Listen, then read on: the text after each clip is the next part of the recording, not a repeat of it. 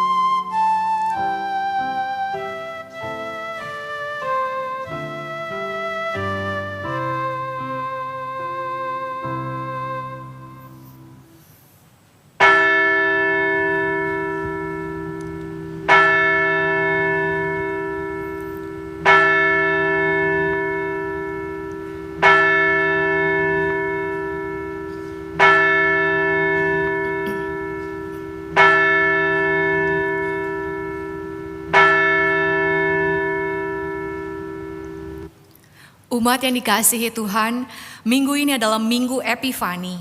Epifani artinya penampakan.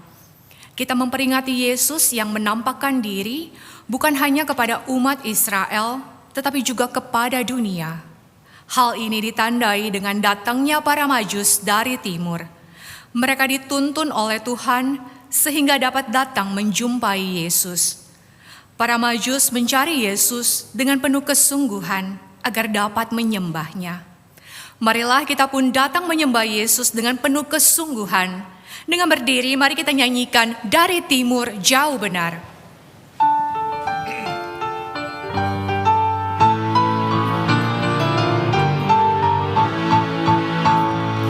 Dari timur jauh benar, kami cari Raja besar. Lewat gurun naik turun dituntun bintangnya. Oh,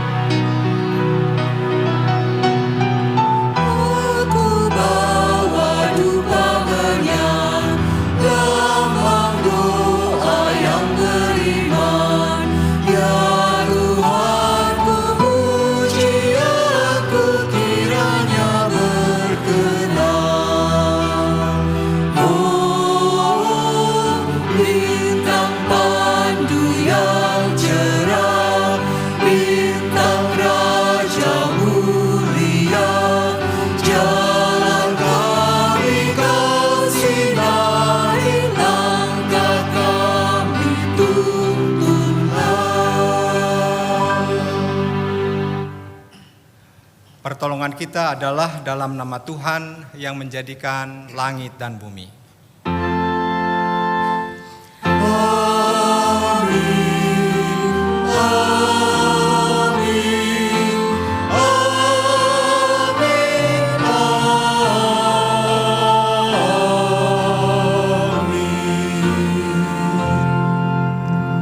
Tuhan beserta saudara dan beserta saudara.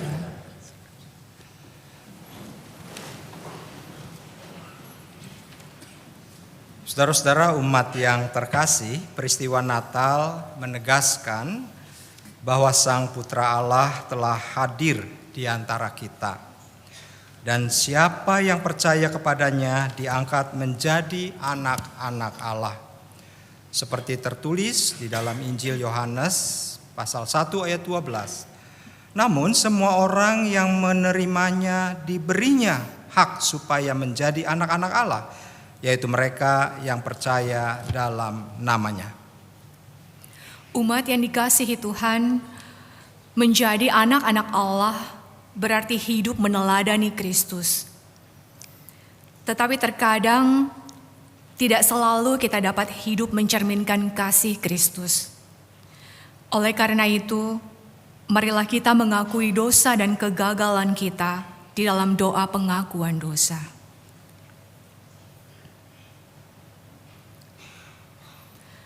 Ya Tuhan, kami bersyukur sebab Engkau mengangkat kami menjadi anak-anak-Mu. Namun, dari karakter dan cara hidup kami, belum pantas kami disebut sebagai anak-anak Allah. Tutur kata kami kadang melukai teman kami. Keangkuhan kadang menguasai diri kami. Ya Tuhan, ampunilah kami.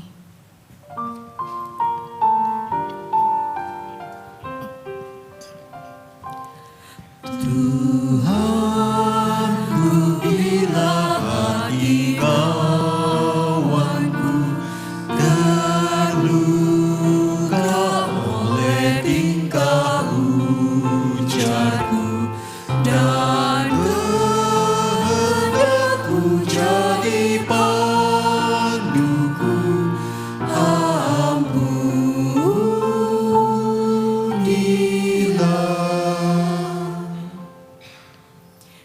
Ya Tuhan, sebagai anak-anak-Mu, sudah selayaknya kami hidup bagi sesama. Namun, kami kerap menutup hati kami terhadap orang yang butuh untuk ditolong. Kami terlalu sibuk dan hanya mempedulikan diri kami sendiri. Ya Tuhan, ampunilah kami. Jikalau tuturku tak semena, dan aku tolak orang berdosa, pikiran dan tuturku bercela,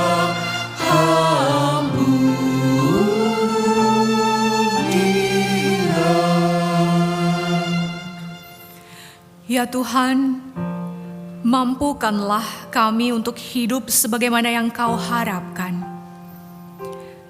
Jadikanlah kami anak-anak-Mu yang dapat mengasihi sesama kami dengan kasih-Mu, yang dapat berserah diri kepadamu, dan yang dapat setia menyembah-Mu. Amin. Mari kita berdiri, kita nyanyikan, hari ini aku mau bersembah ya Tuhan, aku mau berserah kepadamu ya Bapa.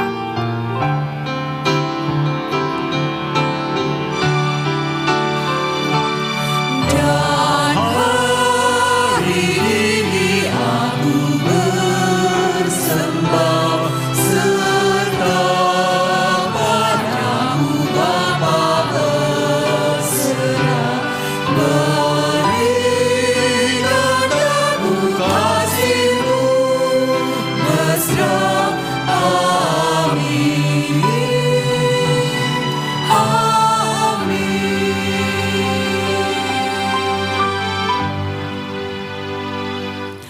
Umat terkasih, dengarkanlah berita anugerah yang ditujukan bagi kita yang telah mengakui dosa. Di dalam Roma 5 ayat 18 sampai 19 tertulis, jadi sama seperti melalui satu pelanggaran, semua orang beroleh penghukuman. Demikian pula melalui satu perbuatan kebenaran, semua orang beroleh pembenaran untuk hidup. Sebab sama seperti melalui ketidaktaatan satu orang, banyak orang telah menjadi orang berdosa. Demikian pula melalui ketaatan satu orang, banyak orang menjadi orang benar. Di dalam Kristus engkau telah diampuni. Di dalam Kristus engkau pun telah diampuni. Damai Kristus bagimu. Damai Kristus bagimu juga. Marilah kita saling menyampaikan salam damai satu sama lain.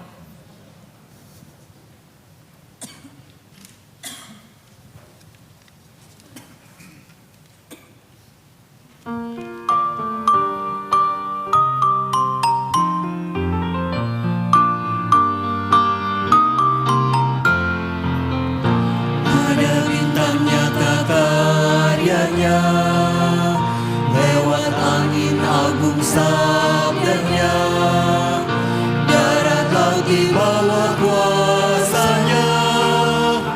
Apa maknanya? Aku merayakan Natalnya, yang tercantum di sejarahnya. Ia membebaskan umatnya.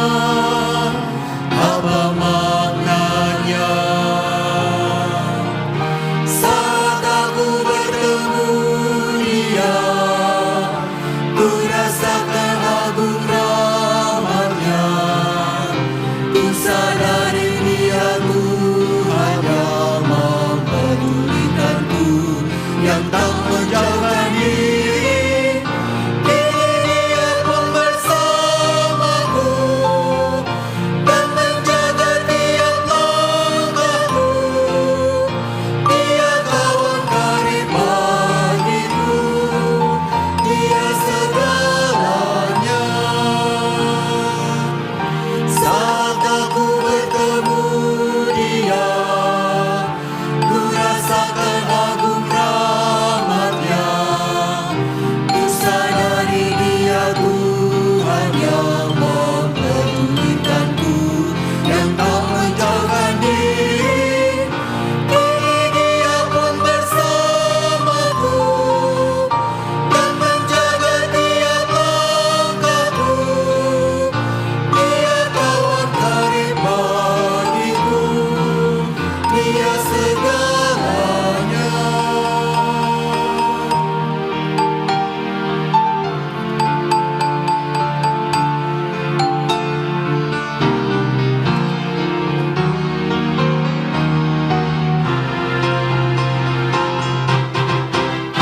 Aku milikmu, Yesus Tuhanku, ku dengar suaramu.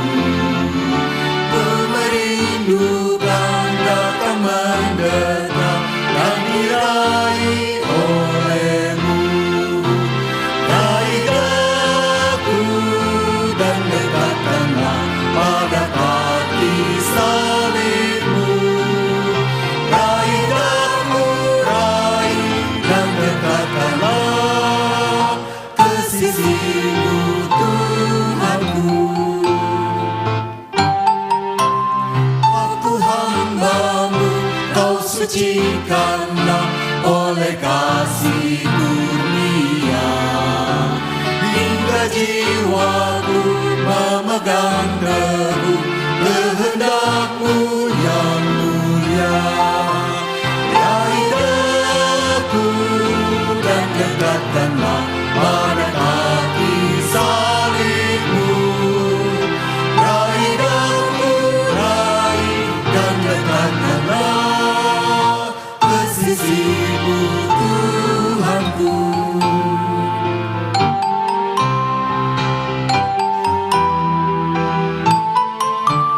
Sungguh indahnya walau sejenak bersertamu Allahku.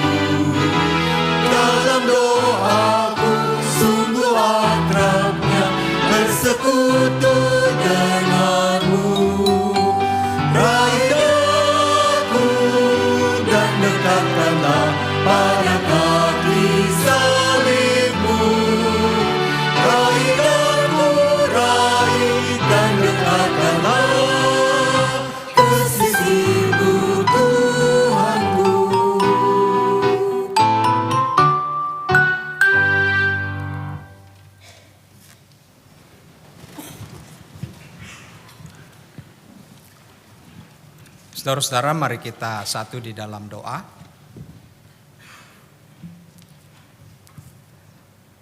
Sungguh kami mengucap syukur, ya Tuhan, dalam anugerah-Mu kembali kami berada di rumah Tuhan. Dan bahkan ketika kami berada di minggu pertama di tahun yang baru 2025. Kami sungguh bersyukur untuk setiap peristiwa hidup yang kami alami di masa tahun yang sudah lampau, dan kami pada saat ini boleh berada di tahun yang baru, dan kami tahu di depan kami ada bentangan waktu yang maha luas, lautan kehidupan yang harus kami lewati dan layari. Di sana kami akan menemukan angin yang sepoi-sepoi, tetapi juga tak tertutup kemungkinan kami akan berjumpa dengan angin taufan yang ingin menenggelamkan hidup kami. Namun pada saat ini kami tetap yakin dan percaya bahwa Engkau tidak pernah meninggalkan kami. Terbukti ketika kami boleh berada di tahun yang baru ini, semuanya berlangsung bukan karena hebat dan kuat kami, tetapi karena kasih karunia Tuhan yang telah memungkinkan kami hidup seperti adanya hari ini. Kami juga percaya bahwa Engkau tidak menghendaki setiap kami terhilang. Engkau selalu rindu agar kami ada di dalam hadirat-Mu dan selalu ada di jalan kebenaran-Mu. Oleh karena itu, sapaan Tuhan di minggu pertama tahun yang baru ini hendak meneguhkan kami bahwa Engkau hadir. Kau tidak pernah meninggalkan kami, dan firman-Mu yang kami akan baca dan renungkan menguatkan kami sehingga kami dimampukan untuk melewati hari-hari kami ke depan. Maka bersabdalah ya Tuhan, tolonglah Roh Kudus, mampukan kami untuk memahami firman Tuhan yang begitu dalam dan begitu luas. Dan kami juga dimampukan untuk menjadi anak-anak Allah yang hidup seturut dengan kehendak-Mu.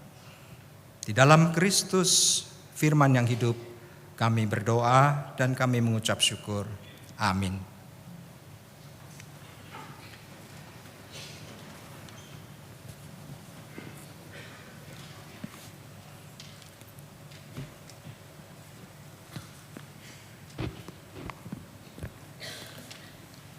Bacaan pertama terambil dari Kitab Yeremia pasal 31 ayat 7 hingga ayat 14.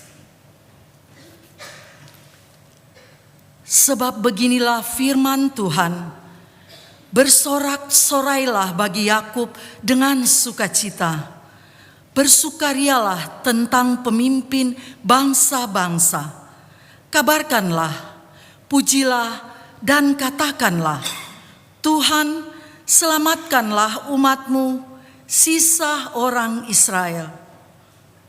Sesungguhnya aku akan membawa mereka dari tanah utara dan akan mengumpulkan mereka dari ujung-ujung bumi. Di antara mereka ada yang buta dan orang lumpuh.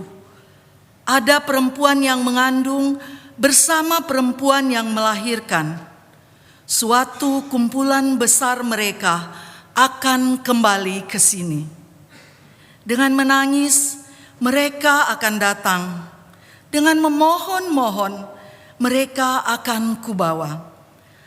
Aku akan memimpin mereka ke sungai-sungai, di jalan yang rata. Di sana mereka tidak akan tersandung. Sebab akulah Bapa Israel, dan Efraim anak sulungku. Dengarlah firman Tuhan, hai bangsa-bangsa, Beritahukanlah di tanah-tanah pesisir yang jauh.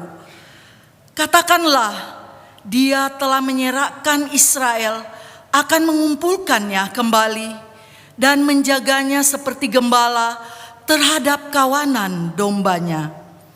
Sebab Tuhan telah membebaskan Yakub, telah menebusnya dari tangan orang yang lebih kuat daripadanya. Mereka akan datang bersorak-sorak di atas bukit Sion. Muka mereka akan berseri-seri karena kebaikan Tuhan, karena gandum, anggur dan minyak, karena anak-anak kambing domba dan lembu. Hidup mereka akan seperti taman yang diairi. Mereka tidak akan merana lagi. Pada waktu itu, anak darah akan bersukaria, menari-nari bersama orang-orang muda dan orang-orang tua. Aku akan mengubah duka cita mereka menjadi sukacita, akan menghibur dan membuatmu mereka gembira lepas dari kedukaan mereka. Aku akan memuaskan para imam dengan kelimpahan, dan umatku akan kenyang dengan kebaikanku. Demikianlah firman Tuhan. Syukur kepada Allah.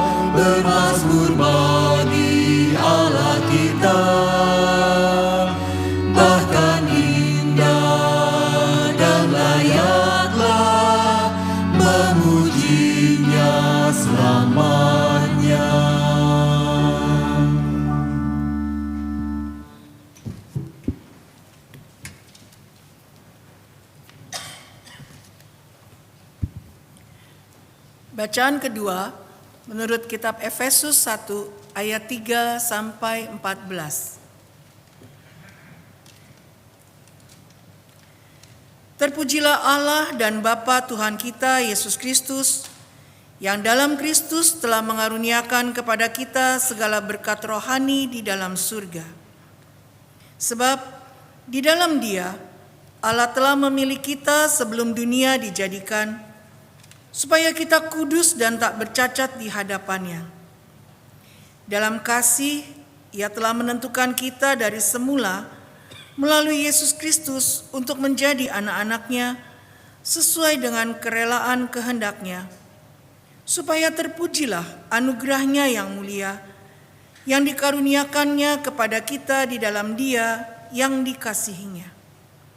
Sebab di dalam Dia kita beroleh penebusan melalui darah-Nya, yaitu pengampunan atas pelanggaran menurut kekayaan anugerah-Nya yang dilimpahkan-Nya kepada kita dalam segala hikmat dan pengertian.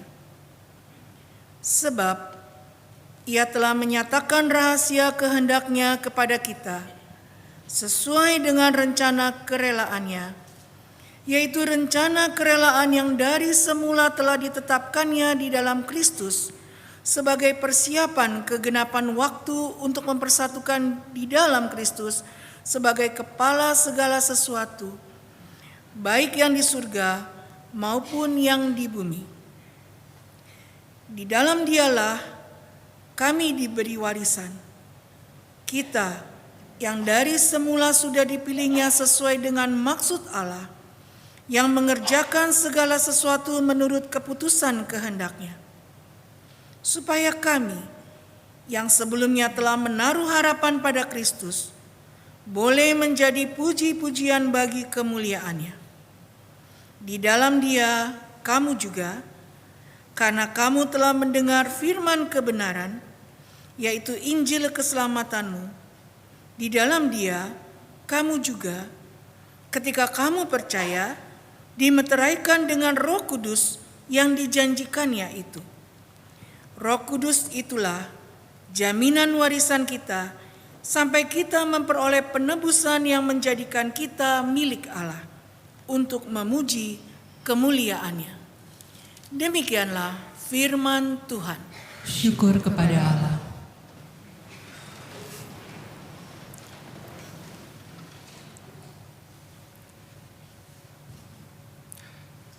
Inilah Injil Tuhan kita Yesus Kristus menurut Yohanes 1 ayat 10 sampai dengan 18.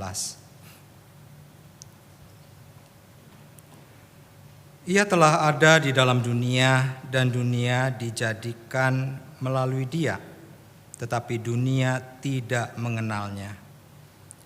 Ia datang kepada miliknya, tetapi orang-orang miliknya itu tidak menerimanya.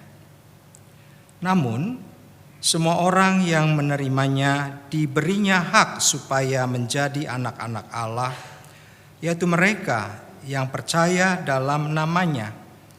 Mereka yang dilahirkan bukan dari darah atau dari hasrat manusia, bukan pula oleh hasrat seorang laki-laki, melainkan dari Allah. Firman itu telah menjadi manusia dan tinggal di antara kita, dan kita telah melihat kemuliaan-Nya, yaitu kemuliaan sebagai anak tunggal Bapa, penuh anugerah dan kebenaran.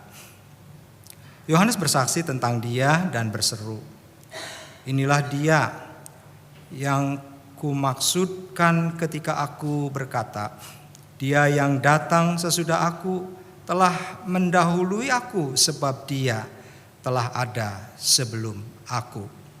Sebab dari kepenuhannya kita semua telah menerima anugerah demi anugerah. Sebab hukum Taurat diberikan melalui Musa, tetapi anugerah dan kebenaran datang melalui Yesus Kristus. Tidak seorang pun pernah melihat Allah, namun anak tunggal Allah yang ada di pangkuan Bapa, Dialah yang menyatakannya. Demikian Injil Tuhan kita Yesus Kristus. Yang berbahagia adalah setiap orang yang mendengarkan firman Allah dan memeliharanya. Haleluya.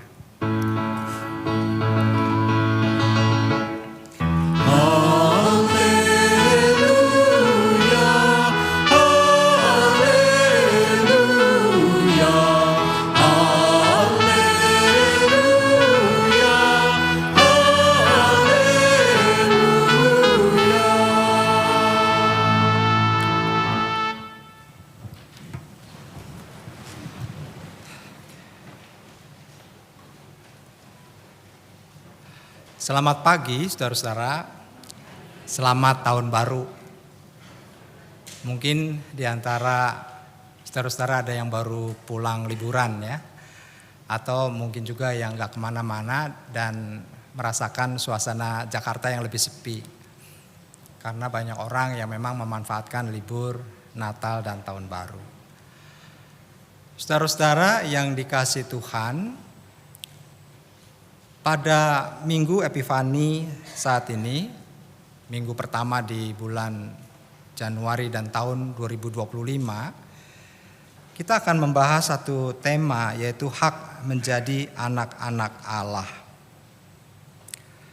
Kalau kita berbicara tentang hak, saudara-saudara, maka pada dasarnya ya, manusia itu cenderung lebih mengutamakan hak daripada apa yang menjadi kewajiban atau tugas yang diberikan kepadanya. Misalnya ada beberapa contoh saudara, kalau kita di dunia pekerjaan, kita bekerja dan tentu kita dapat hak ya, setiap bulan dapat gaji atau dapat salary. Tetapi di dalam kita mendapatkan hak kita itu melekat bahwa kita juga mempunyai tugas dan tanggung jawab untuk menyelesaikan yang menjadi tugas dan bagian kita. Tetapi seringkali kita menemukan orang-orang atau teman-teman di dunia kerja kita yang cenderung mereka itu maunya haknya saja.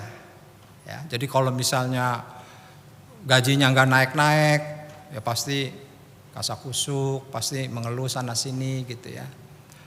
Tapi untuk prestasi kerjanya mungkin ya diabaikan, karena kan pikirannya cuma hak. Atau mungkin ketika mendapatkan teman kerja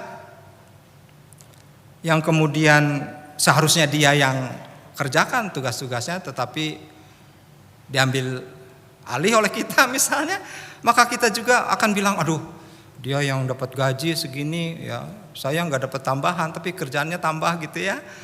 Ya itu bicara soal hak, saudara. Ya, jadi kecenderungan itu selalu terjadi di dalam kehidupan keseharian kita. Juga di dalam hal misalnya kesehatan ya, kalau kita ke rumah sakit, kita pergi ke dokter, kita punya hak untuk mendapatkan informasi tentang kondisi tubuh atau kondisi kesehatan kita. Ada kalau misalnya kita ketemu ya sama dokter yang bete ya, udah ajak ngomongnya susah gitu, padahal kita udah bayar dan gak murah juga ya.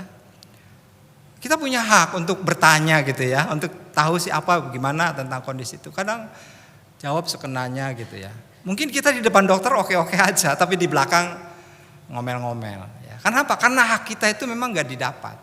Jadi yang namanya hak itu sesuatu yang semestinya kita dapatkan sesuai dengan apa yang kita alami di dalam setiap proses hidup ini. Termasuk juga saudara-saudara kalau kita misalnya studi, apakah kita sebagai mahasiswa atau sebagai siswa, kita cenderung untuk menuntut hak. Misalnya bagaimana nilai saya supaya lebih bagus gitu ya, tapi belajarnya nggak sungguh-sungguh gitu ya. Lalu kemudian nyalahin dosennya atau gurunya gitu ya. Padahal memang pada dasarnya di dalam kita melakukan kewajiban itu nggak maksimal gitu ya. Tapi haknya pengen nilainya bagus gitu ya. Nah juga saudara-saudara di dalam rumah tangga, suami istri itu seringkali menuntut hak daripada menyatakan apa yang menjadi panggilan atau kewajiban sebagai suami atau sebagai istri. Pokoknya saya sudah sayang kamu, saya sudah perhatiin kamu, ya, saya juga punya hak dong untuk diperhatiin, untuk disayang kamu. Nah ketika itu nggak terjadi, saudara-saudara pasti ribut. Karena apa? Karena masing-masing menuntut haknya. Jadi cinta itu saudara lebih kepada transaksi. Padahal cinta itu adalah berkorban, cinta itu adalah memberi, cinta itu adalah melepas. Nah orang yang berpikir tentang hak, dalam konteks apapun termasuk cinta yang dalam kesatuan suami istri, selalu ada transaksi di situ. Nah, kalau saya sudah melakukan ini, kamu melakukan apa buat saya? Itu kan bicara soal hak. Tapi kalau misalnya berbicara tentang kewajiban, maka apapun misalnya aku dapat hak atau tidak dari pasanganku, maka aku tetap melakukan sesuai dengan panggilan dan kewajibanku. Nah itu aman saudara. Tapi ketika kita menuntut hak, pasti suami istri itu juga pasti punya masalah.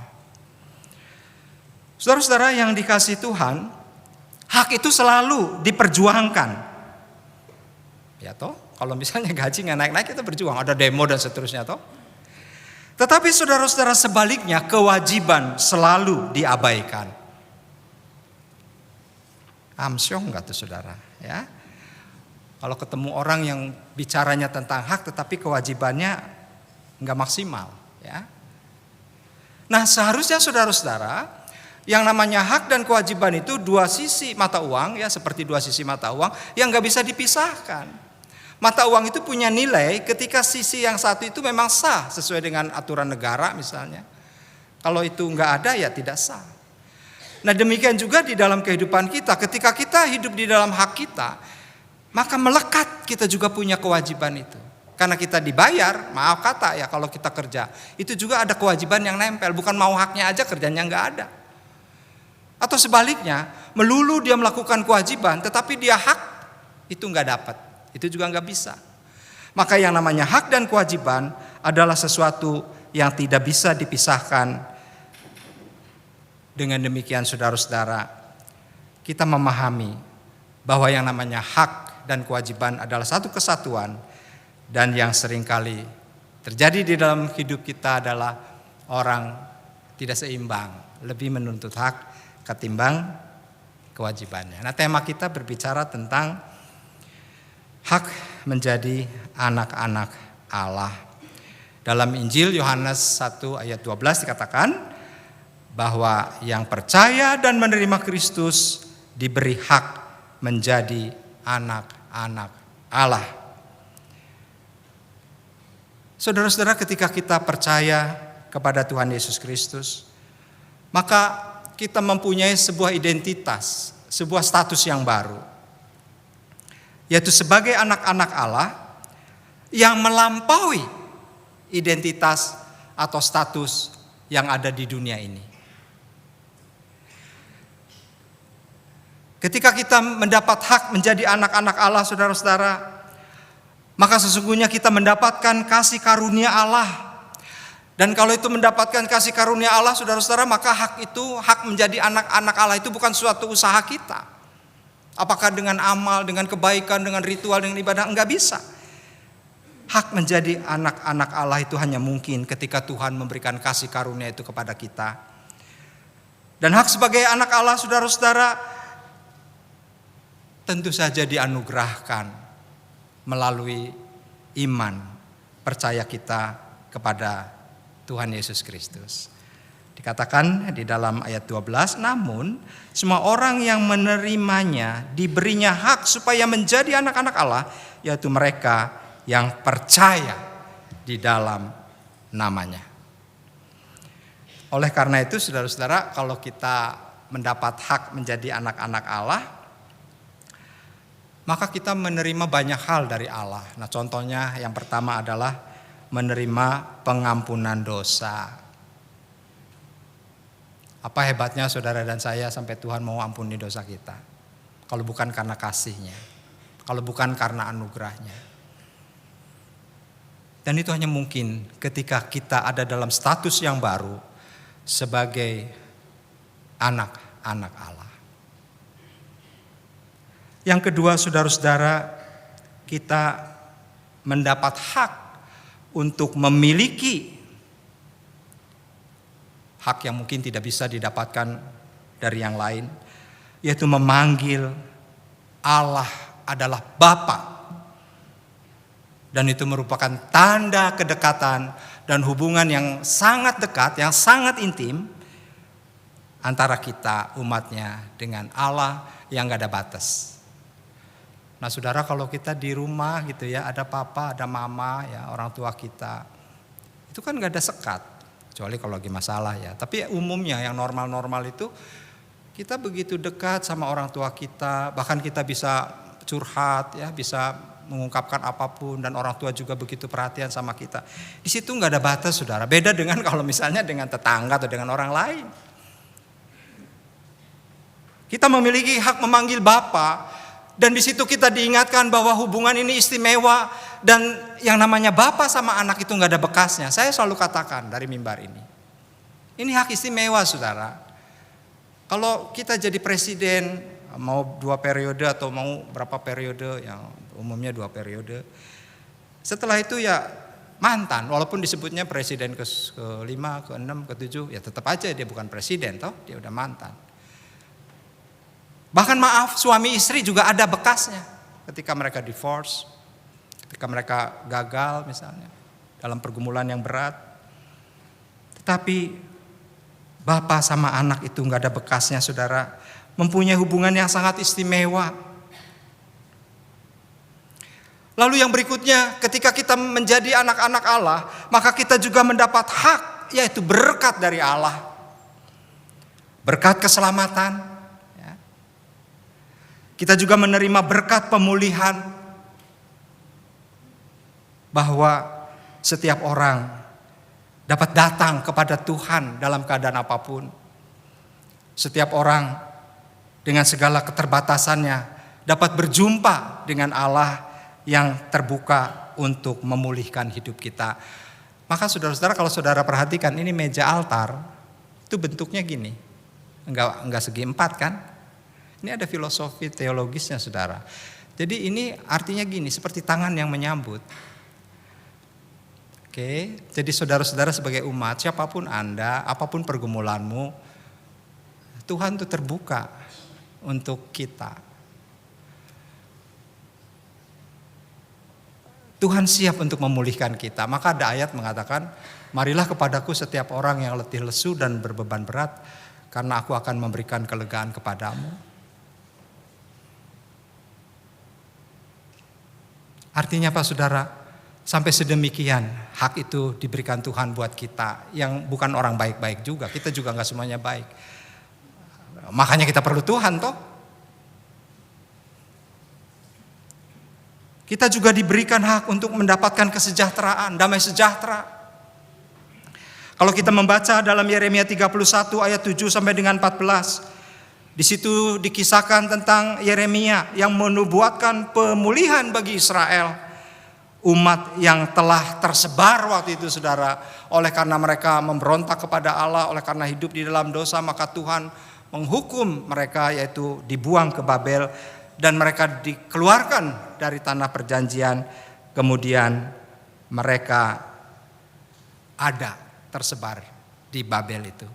Nah saudara, buat orang Israel sekali lagi, yang namanya tanah terjanji atau Yerusalem adalah nggak pernah bisa pisah dari mereka. Mereka ingin pulang ke sana.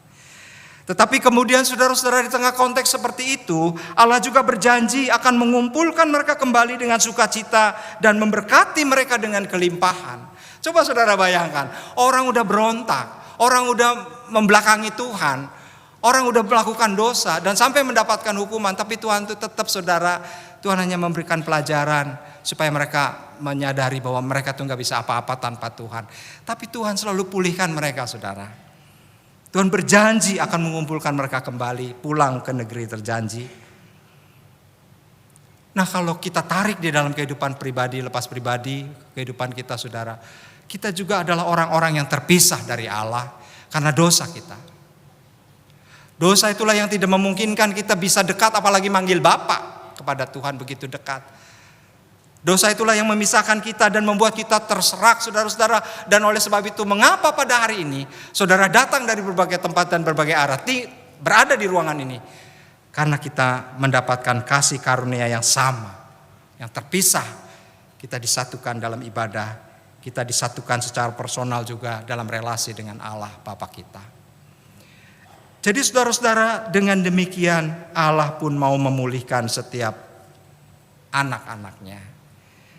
Hidup kita dipulihkan saudara-saudara. Dan bukan hanya itu, kita mendapat hak menjadi anak-anak Allah sebagaimana dikatakan dalam Injil Yohanes, yang artinya hidup kita dapat berdamai kembali dengan Allah. Yang tadinya tidak mungkin gitu ya karena dosa, tapi karena pengampunan, kemudian Tuhan menerima kita apa adanya, memulihkan kita, maka saudara dan saya menjadi bagian dari keluarga Allah. Ya kalau kita panggil Bapak, ya itu kan keluarga. Dan di dalamnya ada pemeliharaan Allah. Bahwa Allah tidak hanya mengampuni dosa-dosa kita, tetapi juga memulihkan hubungan kita dengan Allah. Saudara-saudara yang dikasihi Tuhan, sebagai anak-anak Allah, hidup kita bukan saja diampuni dan dipulihkan, tapi juga sudah dipelihara. Nah kalau tadi kita misalnya mendaraskan Mazmur 147 ayat 12 sampai dengan 20. Yang kita nyanyikan tadi saudara-saudara adalah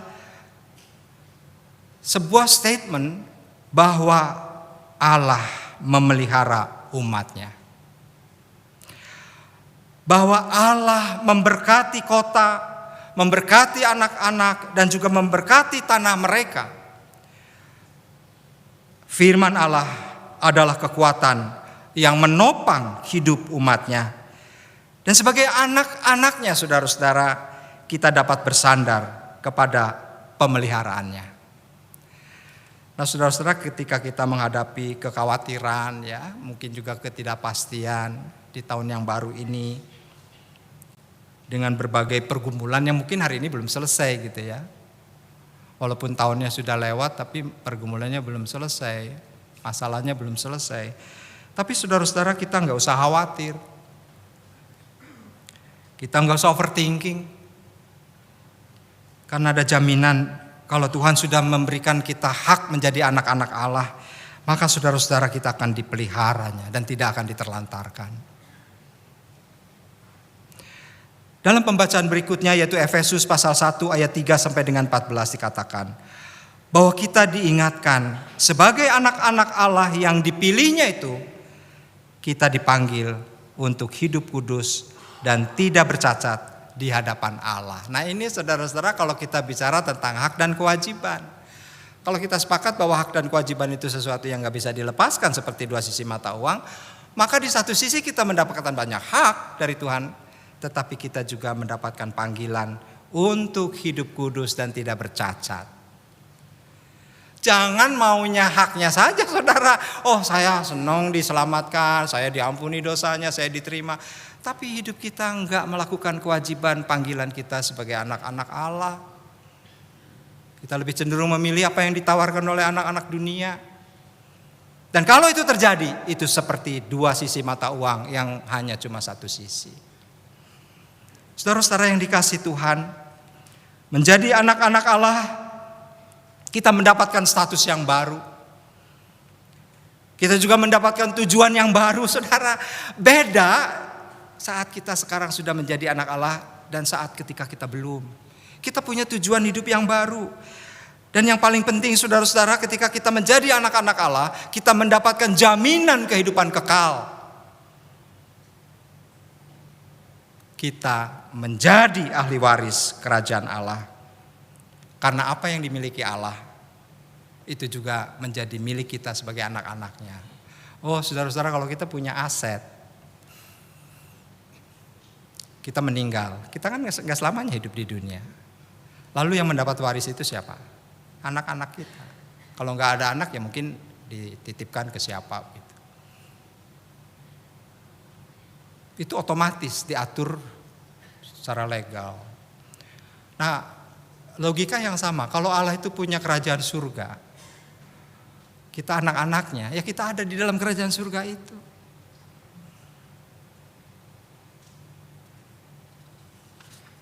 Akulah jalan kebenaran dan hidup, tidak ada seorang pun datang pada Bapa kalau tidak melalui aku, kata Tuhan Yesus.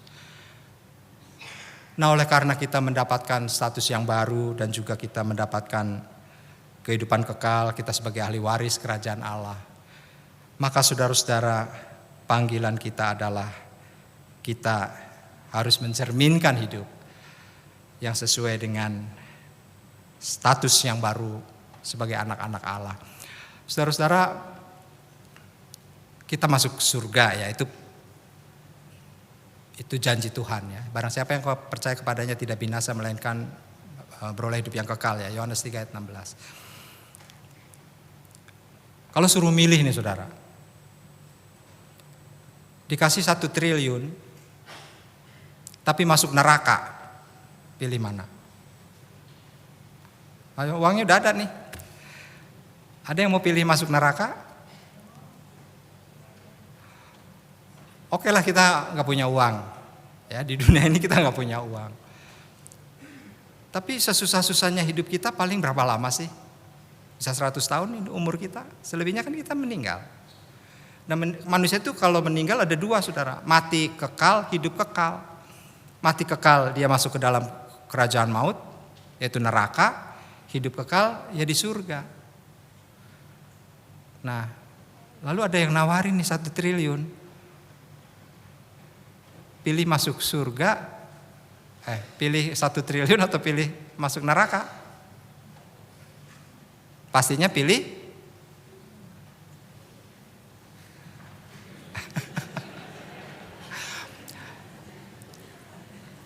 dapat 1 triliun masuk neraka, nggak dapat 1 triliun masuk surga.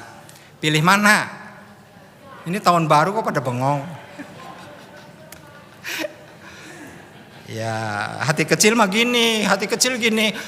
Ya kalau boleh mah 1 triliun saya ambil, tapi masuk surga kan gitu. Nah itu manusia memang begitu saudara, pengen haknya aja. Itu nggak apa-apa, memang begitu. Gitu ya. Tapi kalau kita mau jujur, saudara-saudara kita memilih 1 triliun tapi sengsara seumur-umur loh, kekal loh di neraka. Yang mendingan saya nggak mau ambil 1 triliun tapi saya masuk surga, kan begitu toh? Seenak-enaknya kita dapat duit 1 triliun, oke lah untuk usaha apapun, nggak habis 7 turunan. Tapi kita sendiri kan udah nggak ada di dunia ini. Lalu kita masuk neraka dan amsyong deh, kita ada di situ seumur-umur.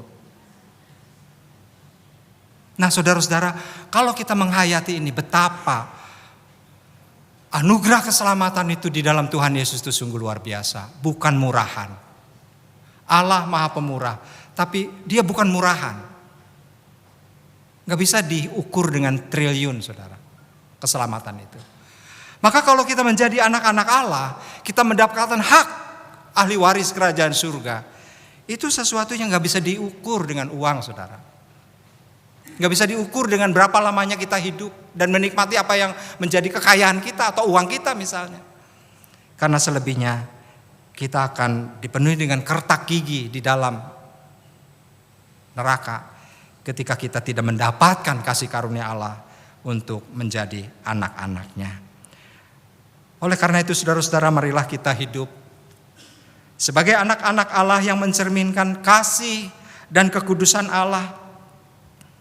Kita dipanggil bukan saja untuk khawatir ya, misalnya dengan berbagai hal, tahun yang baru banyak orang berpikir yang enggak-enggak. Atau dengan pergumulan hidup yang menekan hidup kita saudara-saudara. Tahun 2025 sudah kita injak dan kita sudah ada di tanggal 5 ini. Dan tidak ada jaminan di depan itu semua akan baik-baik saja. Kita nggak tahu apa yang akan terjadi terhadap diri kita dan keluarga kita. Kita nggak ada yang tahu. Karena masa depan itu milik Tuhan. Jadi kalau kita mikirin masa depan ya kita hang.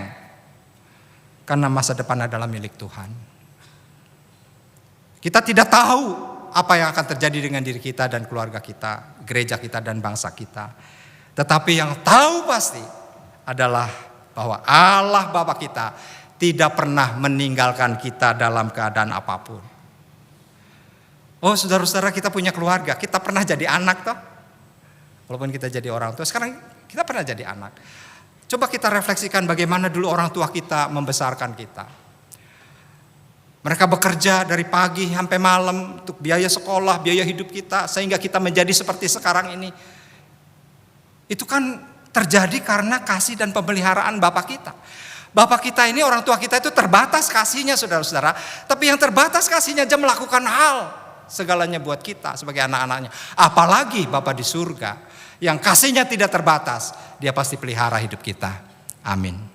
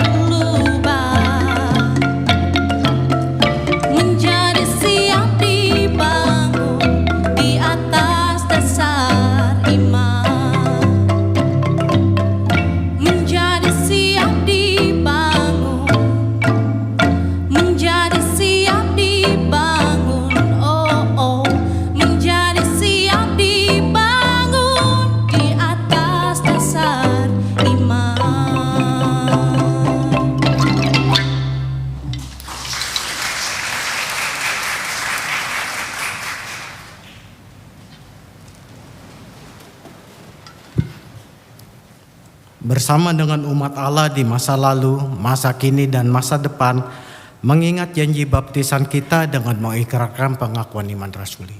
Aku percaya kepada Allah, Bapa yang Maha Kuasa, Khalik langit dan bumi, dan kepada Yesus Kristus, Anak yang tunggal Tuhan kita, yang dikandung dari Roh Kudus, lahir dari anak darah Maria, yang menderita sengsara di bawah pemerintahan Pontius Pilatus, disalibkan, mati dan dikuburkan, turun ke dalam kerajaan maut. Pada hari yang ketiga, bangkit pula dari antara orang mati, naik ke surga, duduk di sebelah kanan Allah, Bapa yang Maha Kuasa, dan dari sana ia akan datang untuk menghakimi orang yang hidup dan yang mati. Aku percaya pada Roh Kudus, gereja yang kudus dan am, persekutuan orang kudus, pengampunan dosa, bangkitan orang mati, dan hidup yang kekal. Amin.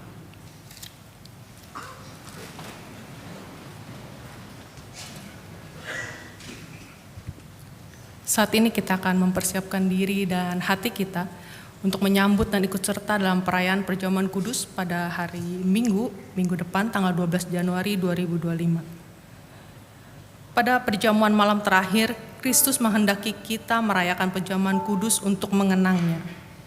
Mengenang Kristus berarti mengalami kehadirannya seperti para murid-muridnya dahulu mengalami kehadirannya bersama mereka. Mengenang Kristus juga berarti menyadari secara pribadi seluruh kehidupan Kristus yang diberikannya bagi keselamatan dunia sejak ia lahir, melayani, menderita sengsara, mati, dibangkitkan, dan dimuliakan di surga. Marilah kita merenungkannya. Apakah saudara sungguh rindu untuk berjumpa secara pribadi dengan Kristus? Untuk mengalami kasih, kuasa, dan kebenarannya yang membaharui hidup saudara? Dan apakah saudara menghayati bahwa seluruh kehidupan dan karya Kristus, yaitu kelahirannya, pelayanannya, penderitaannya, kematiannya, kebangkitannya, bahkan kenaikannya ke surga, sampai dengan kedatangannya kembali, terkait erat dengan kehidupan saudara?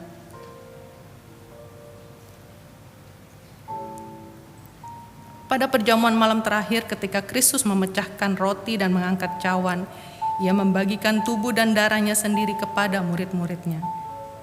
Menerima Kristus dan darahnya berarti dipersatukan dengan Kristus sehingga Kristus menjadi kepala dan kita menjadi tubuhnya.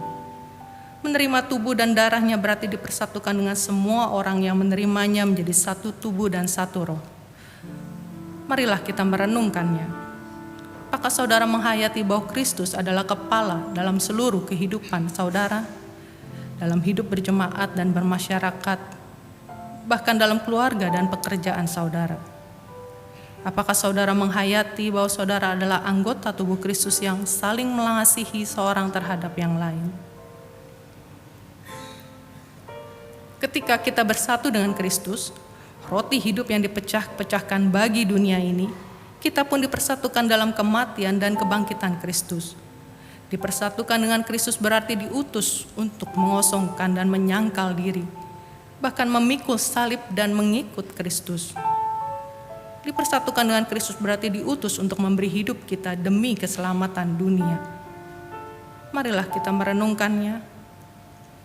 Apakah dalam persekutuan dengan Kristus saudara mau berkorban dan menjadi berkat bagi sesama saudara? Apakah saudara menyadari bahwa sebagai anggota tubuh Kristus di tengah dunia, saudara adalah menjadi mata dan telinga bagi Kristus yang melihat dan mendengarkan serta peduli terhadap kebutuhan dan masalah sesama? Dan sudahkah saudara menjadi mulut bagi Kristus yang menyuarakan kebenaran dan keadilan di dalam lingkungan saudara? Dan sudahkah saudara menjadi tangan bagi Kristus yang berkarya memperjuangkan damai sejahtera di muka bumi? Kiranya Roh Kudus menolong kita semua dalam mempersiapkan diri dan merayakan perjamuan kudus pada Minggu 12 Januari 2025 mendatang. Terima kasih.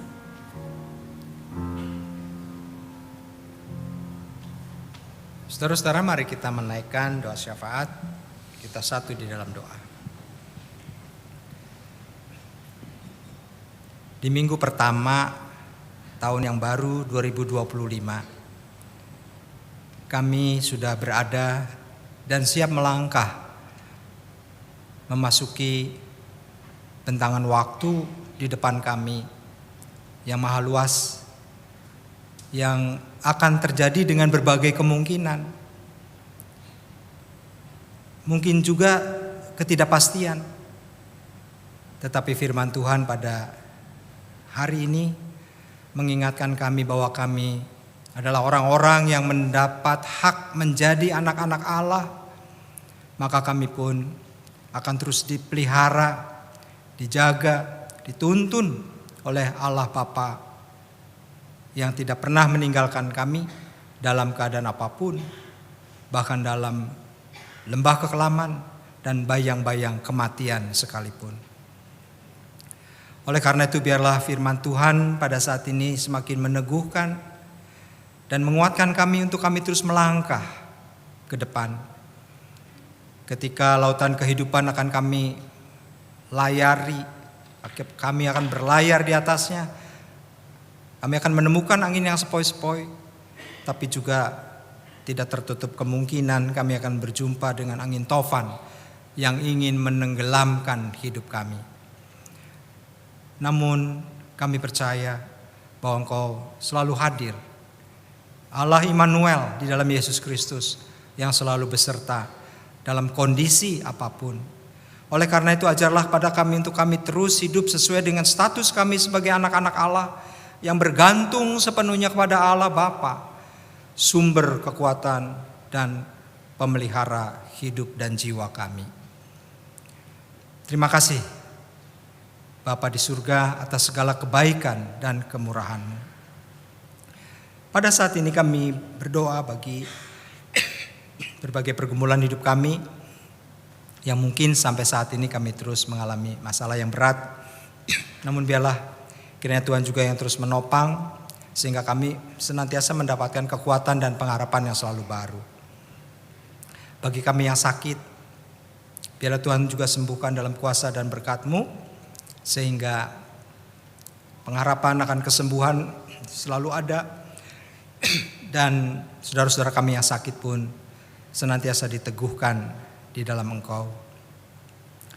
Kami berdoa bagi Majelis Jemaat GKI Samanhudi dengan segala pelayanan yang ada bersama dengan badan pelayanan dan komisi. Biarlah mereka berderap bersatu dalam sinergitas sehingga mereka dapat melakukan pelayanan yang terbaik demi kemuliaan nama Tuhan. Kami pun berdoa bagi aksi sedulur di mana kami rindu untuk mendapatkan lahan parkir yang lebih memadai. Biarlah Tuhan, kiranya Tuhan juga yang menolong dan memberkati segala upaya yang dilakukan oleh jemaat Tuhan di tempat ini sehingga kerinduan kami untuk mendapatkan lahan parkir dan kami tidak mengganggu banyak orang di jalanan karena parkir kami. Biarlah semuanya juga berlangsung dalam kasih karunia, dalam kebaikan dan kemurahan Tuhan. Kami percaya gereja ini milik Tuhan, maka Tuhan akan berikan yang terbaik buat gereja yang adalah milik-Mu ini. Jadikan kami sebagai alat-alat-Mu ya Tuhan, sebagai anggota jemaat yang juga peduli untuk panggilan dan gerakan sedulur ini, sehingga kami pun boleh menjadi berkat bagi pelayanan gereja Tuhan di tempat ini. Terima kasih, kami juga berdoa bagi bangsa dan negara kami. Biarlah Tuhan Engkau terus tuntun negeri ini ke arah yang lebih baik. Di tengah berbagai gejolak yang ada, biarlah kami percayakan negeri ini ke dalam damai sejahtera yang Tuhan nyatakan, yang melampaui akal dan pikiran kami sebagai manusia. Dan pada akhirnya kami akan meninggalkan tempat ini, kembali ke dalam kehidupan kami masing-masing. Tuhan yang akan menuntun dan menyertai kami. Kami berdoa dalam nama Tuhan Yesus yang sudah mengajar doa Bapa kami.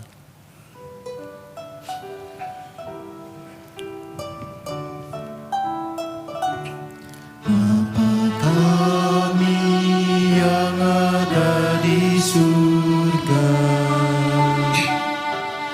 dikuduskanlah nama-Mu,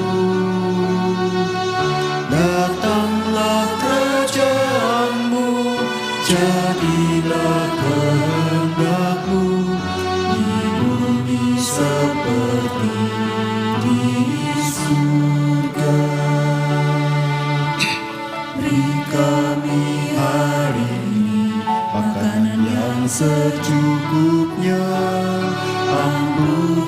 salah kami, seperti kami mengampuni yang bersalah pada kami. Jangan bawa kami dalam pencobaan, namun lepaskan kami dari yang jahat, karena Kau yang punya kerajaan dan kuasa, kemuliaan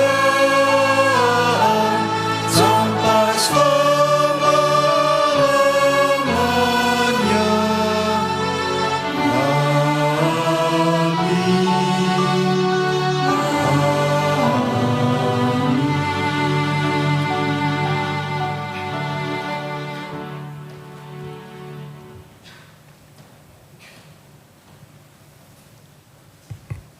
Marilah kita menyatakan syukur kepada Tuhan dengan memberikan persembahan kepadanya.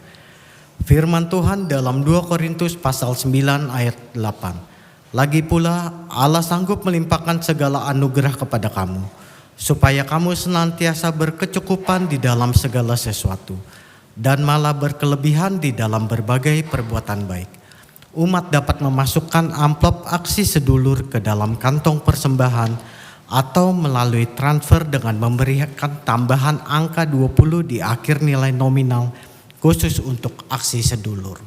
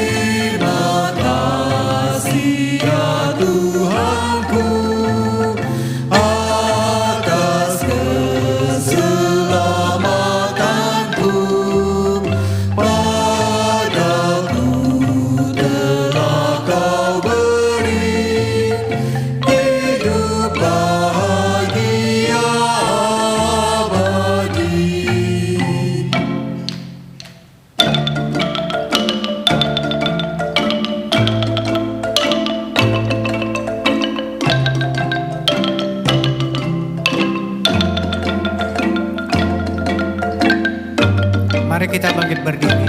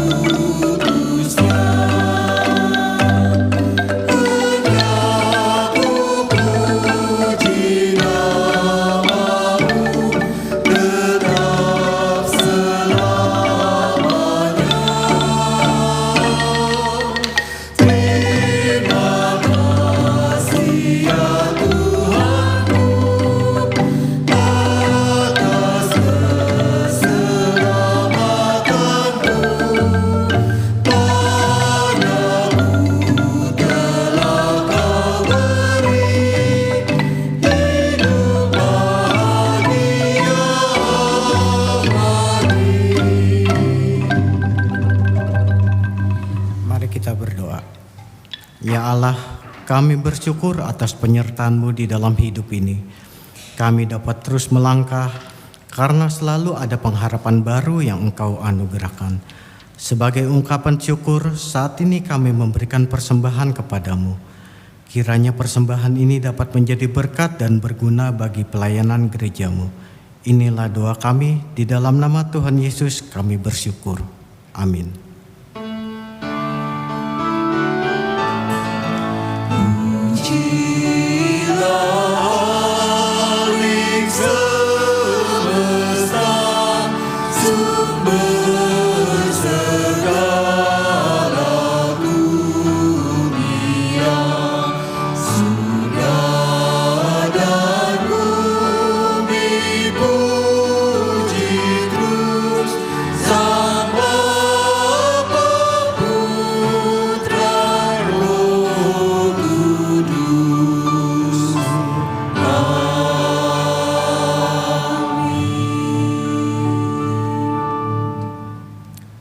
Umat yang dikasihi Tuhan, di tahun yang baru ini, marilah kita berusaha hidup lebih baik dari yang lalu. Hiduplah sebagai anak-anak Allah yang meyakini kuasa dan pimpinan Tuhan. Lanjutkanlah ziarah kehidupanmu dengan berserah penuh kepada Yesus. Yesus,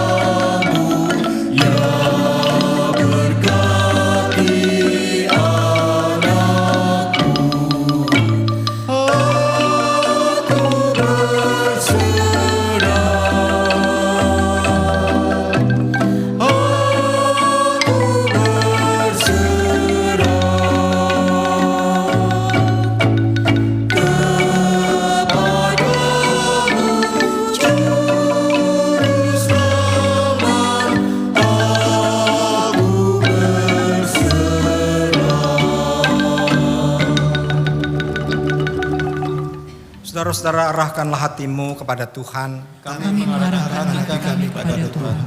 Jadilah saksi Kristus. Syukur pada Allah, Terpujilah Tuhan. kini dan selamanya. Sekarang pulanglah dalam damai sejahtera dan terimalah berkat Tuhan. Kiranya cinta kasih Allah Bapa memelukmu sebagai anak yang dikasihinya. Kiranya anugerah Kristus menolongmu meneladani sikap hidupnya. Kiranya penyertaan Roh Kudus memberimu semangat juang dalam mengarungi setiap tantangan kehidupan. Haleluya.